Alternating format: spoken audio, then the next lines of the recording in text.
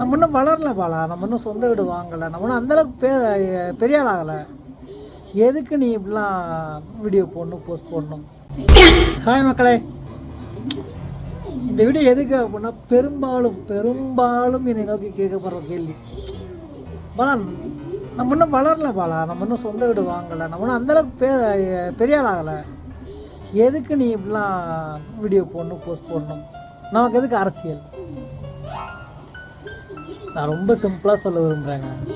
இதில் எங்கேருந்து அரசியல் வந்துச்சுன்னு தெரில.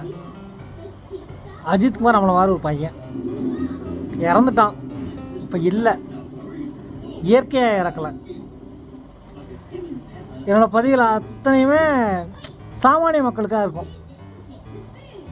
ஏன்னா நான் எல்லா பணக்காரங்களையும் பணக்கார திமிர் உள்ளவங்கன்னு சொல்லவே இல்லை. ஏன்னா எவ்வளோ நல்லவங்க என் ஃப்ரெண்ட் லிஸ்ட்டில் என் ஃப்ரெண்டாக ரொம்ப க்ளோஸாக இருக்காங்க. அவங்களாம் என்னை அப்படி வச்சு தாங்குவாங்க. நான் கஷ்டப்பட்ட காலகட்டத்தில் எனக்கு அவ்வளோ உதவி இருக்காங்க. ஆனாலும் இந்த பக்கம் ஒரு கோஷ்டி இருக்குல்ல, எதுவுமே இல்லாட்டி கௌரவத்துக்காக ஒரு தன்னை சுற்றி ஒரு மாய வலையை உருவாக்கிக்கிட்டு தன்கிட்ட பணம் இருக்கிற மாதிரி, பவர் இருக்கிற மாதிரி ஒரு பில்டப் பண்ணுதில்ல, அதனோட வாழை ஒட்ட நறுக்கணும் அப்படின்னா யாராச்சும் பேசி தானே ஆகணும். அதை நான் பேசுகிறேனே, என்னை மாதிரி இன்னும் நிறைய பேர் பேசட்டுமே.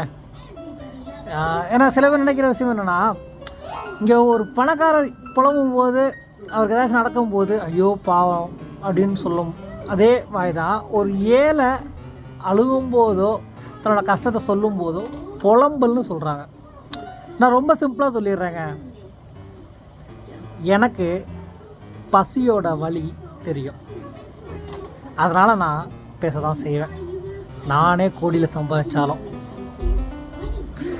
உங்களுக்கும் அந்த வழி தெரிஞ்சிருந்தால் நீங்கள் புரிஞ்சுருப்பீங்க. தெரியாதனால இந்த மாதிரிலாம் கேட்குறீங்க. நன்றி.